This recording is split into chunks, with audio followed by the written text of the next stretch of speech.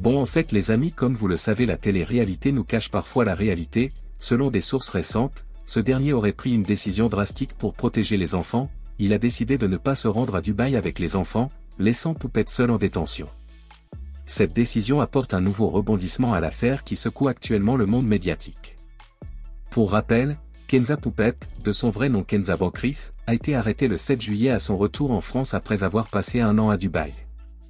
Les accusations portées contre elle sont graves, plusieurs chefs d'extorsion par des bandes organisées et des groupes criminels.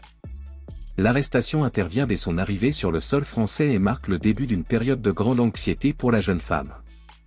La situation de Poupette Kenza a provoqué un choc parmi ses nombreux fans qui suivent sa vie quotidienne principalement via les réseaux sociaux comme Snapchat.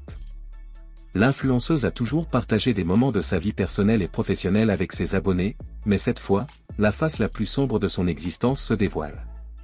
Le 11 juillet 2024, un nouveau jugement de justice a été rendu.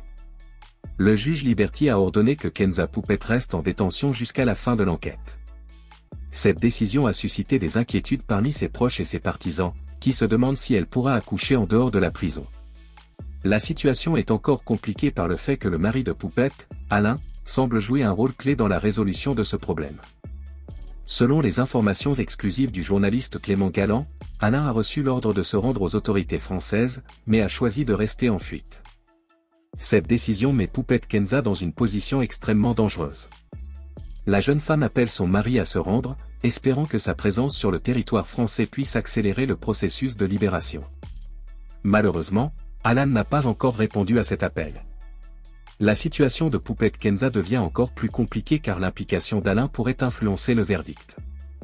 Seule sa présence en France pourrait convaincre le juge de première instance d'envisager la libération conditionnelle de Poupette. La jeune femme se retrouve dans une situation encore plus difficile lorsqu'Alain refuse de partir en France. Sans son soutien, il est peu probable que les autorités acceptent de revoir leur décision de maintenir sa détention. Les enquêtes se poursuivent mais la diva Rebecca pense déjà sur l'avenir des enfants de Poupette Kenza et son mari qui est actuellement recherché et pour plus de détails on va écouter ses propos. Ah ma chérie, merci déjà à tout le monde pour vos beaux messages. Vous êtes toutes mignonnes et j'ai bien fait d'arrêter les réseaux cette semaine. Un petit peu, voilà, je suis là, je suis pas là. Mais voilà, je laisse pas le trou là, le vide. Je tiens à ce que vous ayez des nouvelles parce que je suis attachée à beaucoup de personnes et il y a des personnes qui sont attachées à moi. Je pense que c'est vice versa.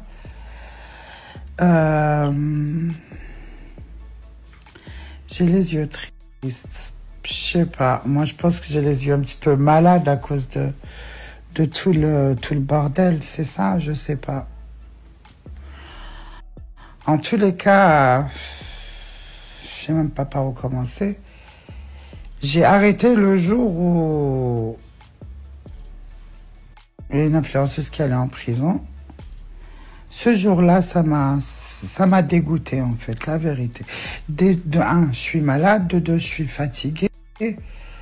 De trois, je savais que voilà, vous allez me poser plein de questions. T'en penses quoi? T'en penses quoi? T'en penses quoi?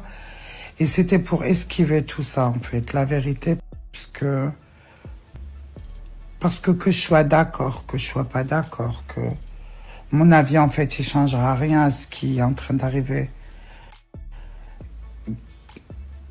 Est-ce qu'elle est fautive? Est-ce qu'elle est pas fautive? Tout ça, c'est sa vie, c'est elle. La seule chose qui me dérange dans toute cette histoire, je peux pas dire qui me dérange, parce que je ne suis pas concernée. Mais si j'ai un avis à donner, c'est ne soyez pas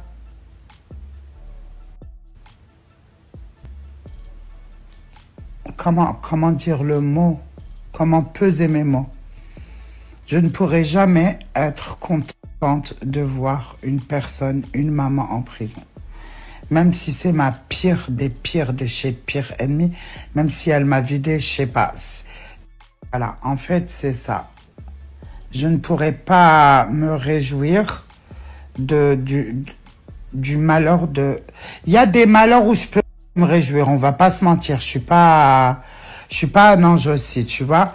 Mais la prison, la maladie, tout ça, non. Non. La séparation, voilà, séparation, maladie, divorce, tout ça, non, je pourrais pas me réjouir de ça. Je sais Moi, j'ai beaucoup de peine pour ses enfants, pour elle, pour son mari, pour la maman. C'est ça, en fait. Je me dis, oh putain, la pauvre. Voilà. Et je pense, après, I think, c'est pas pour influencer les gens et tout, c'est 350 000 €.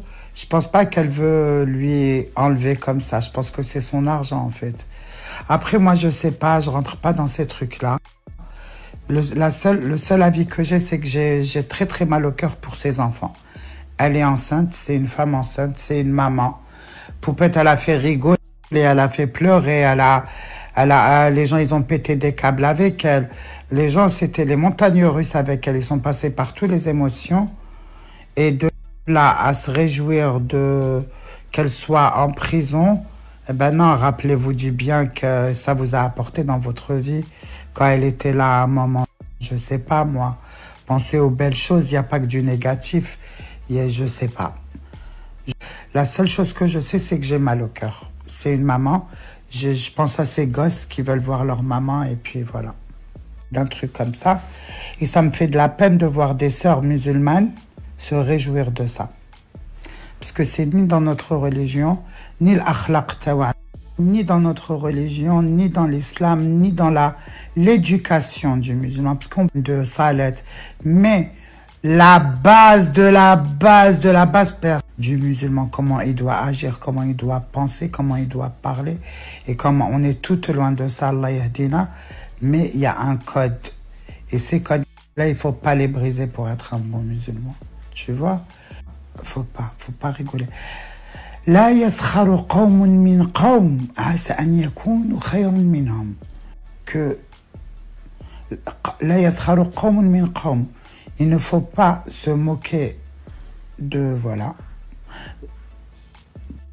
Même si vous êtes mieux que ces personnes-là, c'est interdit de vous foutre de la gueule des gens. Moi, j'ai inventé. Même si tu l'aimes pas, tu dis pas shah.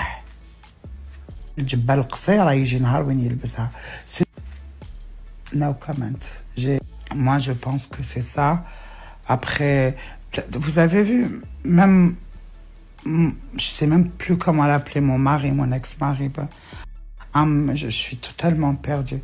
Lui, je lui souhaite ni la prison, ni le mal, ni la maladie, ni la pauvreté, ni la richesse, ni je lui souhaite rien du tout. Moi, je suis comme ça.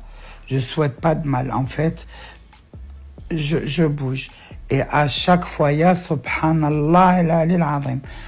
Tous les gens qui me font du mal, eh ben, ils le payent. Qui sont frottés à moi, le payer, eh ben, j'ai tellement mis ma confiance en Dieu dans ce sens-là, en fait, que maintenant, je souhaite même plus du mal aux gens, puisque je sais du mal, ils l'ont payé un jour ou l'autre.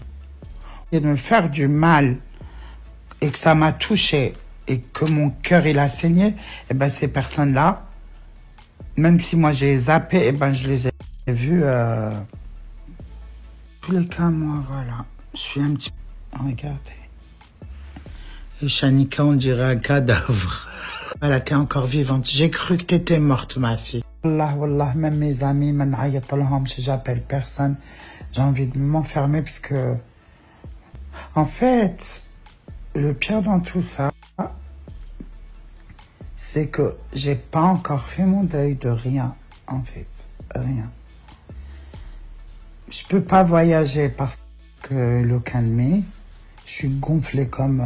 regardez, même mon oreille, elle est... Regardez comment c'est gonflé. C'est collé, limite. C'est tellement gonflé que c'est... Je suis gonflé, j'arrive pas à manger. Les antibiotiques, c'est en train de me détruire le corps. Et j'arrive pas du tout à dégonfler. Bordel. Ouais. Que Dieu vous pardonne, que Dieu me pardonne, que Dieu vous aide et que Dieu m'aide. Dans notre société numérique, le phénomène des influenceurs a considérablement augmenté. Le phénomène des influenceurs s'est considérablement développé dans notre société numérique, et son pouvoir va bien au-delà de la simple promotion de produits et des tendances virales. Ce pouvoir est particulièrement évident dans la mobilisation massive des communautés en ligne face à des problèmes juridiques ou à des allégations graves. Un exemple frappant de ce phénomène est le cas de Pupe Kenza, une créatrice de contenu influente sur TikTok qui a récemment été inculpée et qui a suscité une vague de soutien en ligne. Kenza Puppet est au centre d'un litige qui a attiré l'attention des médias et des internautes. Kenza est accusée d'avoir engagé des hommes de main pour menacer physiquement et faire chanter son ex-partenaire. Elle est accusée de tentative d'extorsion en bande et d'organisation criminelle. La situation prend une tournure dramatique le 11 juillet, lorsqu'elle est mise en examen par la justice française. Depuis l'acte d'accusation, Kenza est détenue alors qu'elle se prépare à accoucher. La situation a fait grand bruit sur les réseaux sociaux, avec un soutien quasi unanime des créateurs de contenu. Les partisans dénoncent ce qu'ils considèrent comme un système judiciaire à deux vitesses, une idée qui traite les célébrités influentes différemment des gens ordinaires. Les réactions de la communauté en ligne indiquent non seulement l'influence des influenceurs sur l'opinion publique, mais les influenceurs en tant que personnalités publiques très suivies ont souvent la capacité de générer une mobilisation collective en ligne. Lorsque leurs actes ou actions sont remis en question, les adeptes peuvent rapidement se regrouper pour défendre leurs idoles, amplifier les critiques à l'égard du système judiciaire et faire entendre leur voix sur les plateformes numériques. Dans le cas de Puppet Kenza, cette dynamique est particulièrement évidente. Ses partisans se sont tournés vers les réseaux sociaux pour exprimer leur colère face à ce qu'ils considèrent comme une persécution injuste de leur influenceur préféré. Cette mobilisation en ligne exerce une pression supplémentaire sur le système judiciaire et les médias, qui doivent naviguer dans un environnement où l'opinion publique est fortement influencée par la popularité des personnes impliquées. Kenza, cette dynamique est particulièrement perceptible. Ses partisans se sont tournés vers les réseaux sociaux pour exprimer leur colère face à ce qu'ils considèrent comme une persécution injuste de leur influenceur préféré. Il est également important de noter que ce soutien en ligne n'est pas partagé de manière uniforme. Les critiques de Kenza et de ses partisans soulignent les défis et les risques associés à cette forme de mobilisation virtuelle. D'un côté, les partisans de Kenza soutiennent que la détention provisoire de la créatrice est disproportionnée, surtout compte tenu de sa situation personnelle et de ses responsabilités futures en tant que mère. Les sceptiques et les critiques soulignent en revanche la nécessité de respecter le processus judiciaire et de veiller à ce que la popularité personnelle n'influence pas les décisions judiciaires. Cette tension entre le soutien populaire et les besoins judiciaires met en évidence la complexité du monde moderne, où les frontières entre influence en ligne et justice traditionnelle sont de plus en plus floues. En fin de compte, les affaires Puppet et Kenza démontrent clairement le pouvoir croissant des influenceurs dans la société d'aujourd'hui. Leur capacité à mobiliser les communautés en ligne et à influencer les perceptions du public est un phénomène qui mérite une attention particulière.